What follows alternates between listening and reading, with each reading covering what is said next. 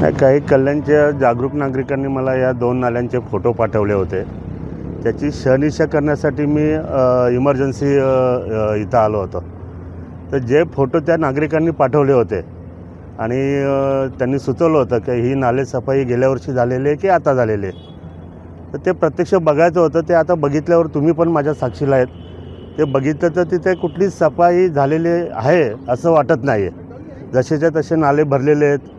त्यामुळे आता आपल्या एक्झिक्युटिव्ह ऑफिसर इथे नवंगुळ साहेब आहेत, सिटी इंजिनियर मॅडम आहे, त्यांच्यासमोरच मी सांगतो गुरुवारी आपण पूर्ण नाल्यांची, जेवढे नाले आपले मोठे नाले आहेत ते स्टार्ट ते एंड आपण पूर्ण नाल्यांची पाहणी करणार आहोत।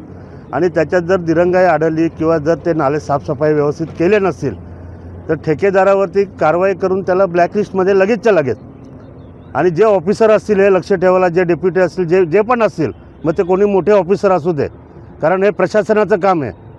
प्रशासनानं हे काम केलं पाहिजे, त्यांचं काम आहे।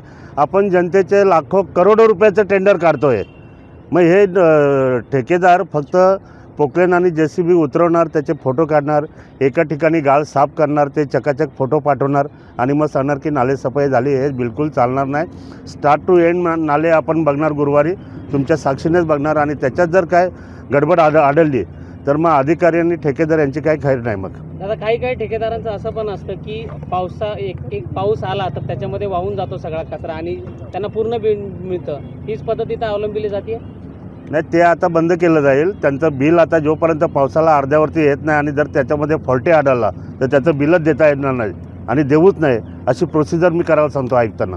त्यांना ते बिलच भेटणार नाही। जोपर्यंत अर्धा पावसाला पूर्ण होत नाही तोपर्यंत ठेकेदाराला कुठलंही बिल द्यायचं नाही, आणि झालं काय प्रॉब्लेम झाला तर त्याच्या ह्याच्यातून ते पैसे वसूल करायचे, कारण ते जनतेचे पैसे आहेत।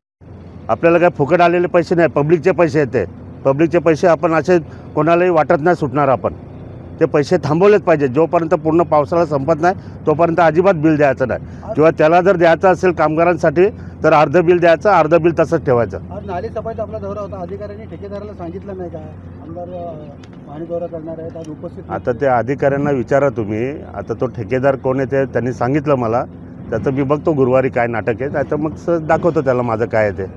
मॉनिटरिंग करते फिरते आहे।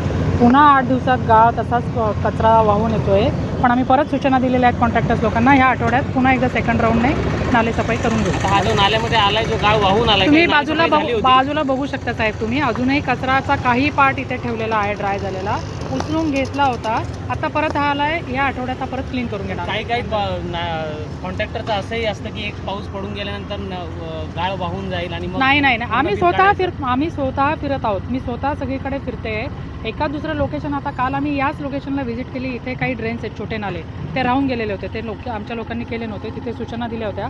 आज तिथे मॅनपॉवरला कोणार्क, अपना शहर अपनी बातें।